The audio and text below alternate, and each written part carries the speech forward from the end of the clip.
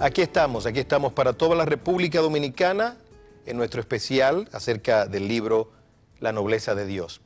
Hemos venido conversando con Bianca Durán acerca de este libro. Ella nos ha estado preguntando, ¿verdad? Y eso nos da la oportunidad de nosotros compartir pinceladas de este libro que en los próximos meses va a salir no solamente para los lectores de la República Dominicana, sino para los lectores de América Latina y esperamos que también para los lectores de los Estados Unidos. Bianca.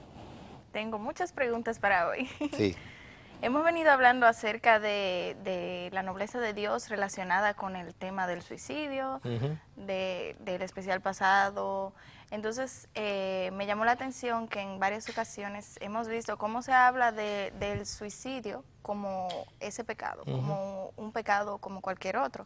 ¿Cuál es la importancia o cuál es la diferencia que existe entre el pecado del suicidio, ese pecado, y el resto de los pecados? ¿Cuál es el punto que hace que este pecado tenga el trato que está teniendo? A mí me duele de manera profunda hablar acerca de este tema. Yo no quisiera hablarlo. Si hablo es porque he entendido que Dios me ha movido a hablar del asunto, porque yo soy víctima también. Y cuando pienso en aquella partida, me duele el alma, me duele el alma. Cuando pienso en aquella partida, me duele el alma.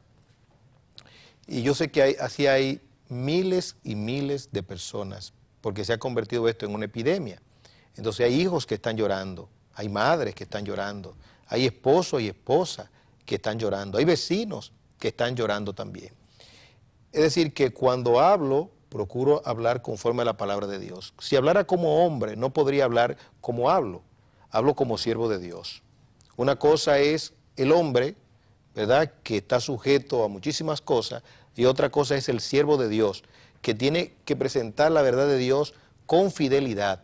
Es decir, que lo que predico como norma, debo predicarlo también en lo que tiene que ver con este tópico, este asunto. Ese pecado, así definió un hombre de Dios el pecado del suicidio. Es extraño, porque este hombre de Dios ha mostrado una sensibilidad en toda su vida. Es un hombre humanitario, es un hombre sensible, es un hombre afable, es un hombre humilde. No sé por qué definió el suicidio como ese pecado. Yo pienso que haya habido una distorsión teológica, y como el hombre es él y su circunstancia, probablemente la influencia de otros hombres lo hayan llevado a expresarse así. A mí me dolió no solamente la expresión, me dolió de quién vino, de un hombre a quien yo amo y he amado, y Dios me es testigo, porque desde el inicio de su trayectoria yo he estado cerca, y ha venido a este programa tantas veces, y me he identificado con él, con su ministerio y su visión. Él y su conciencia lo saben, pero el diablo es muy astuto y muy sutil. Creo que ciertamente en el engranaje teológico hay una sobrereacción a la doctrina católica. Y alguien se preguntará por qué una sobrereacción a la doctrina católica. Porque la doctrina católica hace demarcación en los pecados. Hay pecados veniales y pecados capitales. ¿Cuáles son los pecados veniales y cuáles son los? Bueno, lo que son de bajo perfil, lo que de alguna forma no tienen gran trascendencia. Y los capitales están definidos. Algunos hablan hasta de 7 pecados capitales. Sí. Pero el punto aquí básicamente es que se pierde el norte cuando se enfoca desde el punto de vista forense o desde el punto de vista de Dios. En efecto, todos los pecados son iguales. Fíjate que a Adán se le condenó a muerte por un pecado que puede parecer sencillo, que es tomó del árbol. ¿Qué de malo puede tener que una persona tome de un árbol? No fue ni homicidio, no fue bueno, no podía adulterar con nadie, sino fue un pecado de desobediencia. Es decir, que desde el punto de vista de Dios todos los pecados son iguales. De hecho, el hombre se pierde es por no creer, por el pecado de la incredulidad. No es por ser fornicario, adúltero, hechicero, no, es por no creer. Podría decirse hasta cierto punto un pecado de omisión. Eso es correcto, porque está la medicina, que es Cristo, y entonces el hombre rehúye creer en el Señor Jesucristo. Ahora, no podemos perdernos en el sentido de que la Biblia contempla también, desde el punto de vista humano, que hay pecados que tienen sus dimensiones. Por ejemplo, Pablo dice que hay pecados que ni aún se deben nombrar entre nosotros. Está estableciendo una categoría de pecados. Así es. Cuando habla acerca de la manutención de la viuda, dice que el hijo que no provee para lo suyo, o el esposo, el que no provee para lo suyo, es peor que un incrédulo. Está estableciendo una categoría de pecado, diciendo ese hombre es peor que un incrédulo. ¿Y qué puede ser peor que un incrédulo? Un animal. Es decir, Pablo está estableciendo una categoría de pecado. Entonces, el pecado del suicidio no es ese pecado. Habría que tener un cuadro del pecado del suicidio. Habría que ver la sangre maloliente del que se ha suicidado. Se tendría que tener, y perdónenme el teleauditorio, habría que ver el individuo que se ha ahorcado. Habría que ver al individuo que está arrastrándose por el piso por el veneno que consumió. Grave. Habría que ver también el individuo que está en el patio, como aquel pastor, o en el frente de su casa, que mandó a su familia a la iglesia y luego se dio un tiro. O el hijo de aquel pastor en California. Habría que ver esa bala en la sien o en la cabeza. Por favor, no puede ser ese pecado. Es decir, es un pecado de grandes dimensiones. Desde el punto de vista de Dios, en efecto, pero no desde el punto, y aún desde el punto de vista de Dios, vamos a explicar, tiene una connotación particular. Desde el punto de vista de la realidad, es un pecado significativo. El pecado del suicidio se puede comparar con el pecado de la homosexualidad. Entonces, el pecado del suicidio es más que un pecado. Y eso lo diremos en el libro, más detalladamente, porque ahora en una entrevista no vamos a poder entrar en detalle. El pecado de la homosexualidad no se puede debatir. No se puede, porque el pecado de la homosexualidad es más que un pecado. Dice la Biblia en Romanos capítulo 1 que es una entrega. Hace más de 20 años, cuando el SIDA entró al mundo, yo hice un documento y lo llevé al principal periódico del país. Ya me habían publicado algo en primera plana de las sociales. Y yo pensaba que me iban a hacer lo mismo, o iban a hacer lo mismo con este escrito, donde yo decía que realmente el SIDA no era un juicio de Dios, que el juicio de Dios era la homosexualidad. Porque hay personas que tienen SIDA y no son homosexuales. Entonces, la homosexualidad desde el punto de vista de Romanos 1 es una entrega. Dios los entregó a pasiones vergonzosas. Pero, ¿cómo los entregó? Primero por la ingratitud. No le dieron gracia al Señor, no le dieron gloria, se envanecieron en sus razonamientos, hicieron un trueque, adoraron lo creado antes que el Creador, y entonces Dios los entrega. ¿Y cómo puede ser esto, que Dios entrega a alguien? Bueno, sí, porque el pecado de la homosexualidad es un pecado antinatura. Sí. Diferente al pecado del adulterio. El pecado del adulterio es un pecado contra el matrimonio, pero no es antinatura. El pecado de la... No quiero promover eso jamás, ¿verdad? Que alguien pueda pensar, y estoy también descargando mi conciencia como lo hizo el expositor cuando habló acerca del suicidio. Porque uno habla y la mente se le va muy lejos a la gente. Entonces, si yo no soy homosexual, si Dios aprueba el adulterio o la fornicación. Pero de lo que estamos diciendo es comparando los pecados. El pecado del adulterio no es antinatura. El pecado de la fornicación tampoco es antinatura. El pecado de la homosexualidad sí. Porque el mismo organismo, el mismo cuerpo, como diría un médico amigo, no está diseñado. Ese órgano que se usa para producir placer, órgano receptor, no está diseñado. Está diseñado para evacuar, pero no para entrar. Y perdónenme, ¿verdad?, si estoy siendo gráfico en el asunto, pero para que se pueda entender. Entonces es un juicio. La persona se está lacerando. Por eso en los Estados Unidos hay un estudio interesante que alguien lo llevó al Congreso norteamericano. Las casas aseguradoras ponen un seguro más alto para los homosexuales, de seguro de vida, porque la probabilidad de vida de un homosexual está entre los 35 a los 45 años de vida.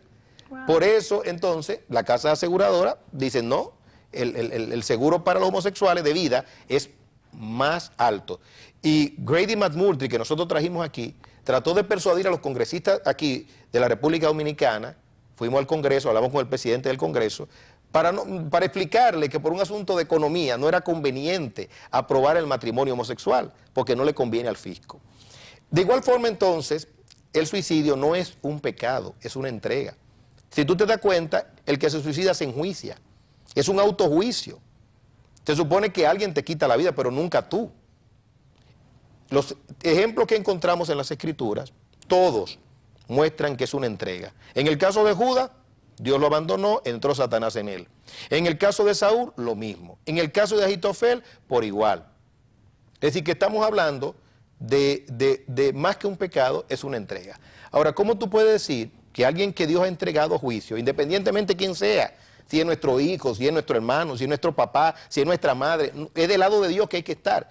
¿Cómo usted como pastor puede atreverse a decir que un suicida está en el cielo? Porque Dios perdona ese pecado. Es que eso no es un pecado, eso es un juicio, es una entrega. Hay dos citas aquí que quisiera leerte de dos teólogos, ¿verdad?, que hablaron acerca del suicidio y no lo ven como ese pecado. Me refiero al teólogo Charles Hobb. Él dice: el suicidio es concebible en personas que no creen en Dios o en un estado futuro de la existencia. Voy a leer otra vez. El suicidio es concebible en personas que no creen en Dios o en un estado futuro de la existencia y que es permisible buscar en la aniquilación el refugio de las miserias de esta vida. Pero es inexplicable suponiendo una insania temporal o permanente, que nadie se precipite sin ser llamado a las retribuciones de la eternidad. Por ello, el suicidio es más frecuente entre los que han perdido toda fe en la religión. Repito, por ello el suicidio es más frecuente entre los que han perdido toda fe en la religión. Es un crimen sumamente complicado. Nuestra vida no es nuestra. No tenemos más derecho a destruir nuestra vida que el que tenemos a destruir la de nuestro prójimo. Por ello, el suicidio, dice Charles Hobb, es autoasesinato. Es el abandono del puesto que Dios nos ha asignado. Es un rechazo deliberado de someternos a su voluntad. Ahora, mira Bianca cómo termina. Es un crimen que no admite arrepentimiento y que consiguientemente involucra la pérdida del alma. ¿Y qué dijo el pastor Spurgeon, destacado teólogo y predicador? Dice: habría muchos individuos tentados a poner un fin a esta vida mortal si no fuera por el temor de la muerte. Pero poner fin a su vida por su propia mano sería un hecho espantoso.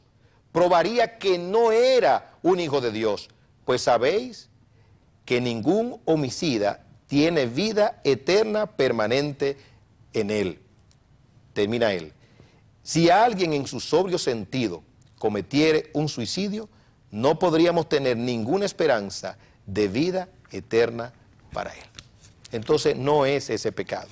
El pecado del suicidio es más que eso. Bien. Usted presentó la trascendencia del tema del suicidio y llama la atención como algo epidemiológico, epidémico, contagioso. Explíqueme un poco, amplíeme un poco más sobre... Claro que sí, es decir, ya tiene proporciones epidémicas. Y en todo esto no debe de olvidarse que hay fuerzas del mal. El enemigo viene para matar, robar y destruir. Yo creo que toda persona que no tiene la gracia de Dios, que no tiene a Cristo, ha pensado en algún momento en quitarse la vida. Y hasta creyentes le ha podido venir ese pensamiento que es mejor estar muerto que vivo.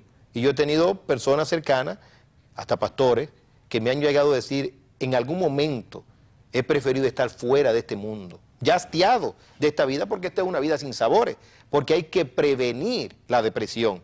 Y hay que prevenir precisamente esos pensamientos como llenándose de Dios, de la palabra, siendo fuerte espiritualmente, que el Espíritu Santo more en abundancia en nuestras vidas, la palabra de Dios more en abundancia. Entonces tiene proporciones epidémicas, ya eso está comprobado, está demostrado a nivel universal. Hay naciones incluso que lo ven ya esto como algo normal, como Japón, y en algunos países fríos de clima frío y de ambiente de prosperidad. Y por eso se torna esto ya epidémico. Lógicamente que es contagioso, porque un suicidio te puede llevar a otro suicidio. Entonces debemos de evitar precisamente el contagio. Tú estás escuchando algo, debe tratar de usar un antiséptico. Por eso mi reacción en ese evento.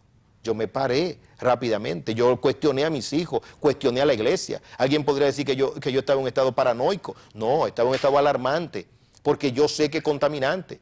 Si a lo mejor esa exposición no se hubiese presentado y muchas voces no se hubiesen levantado, quién sabe si secretamente hubieran habido o hubiesen habido suicidios a nivel mundial por causa de esas expresiones. ¿Quién sabe? No lo sabemos.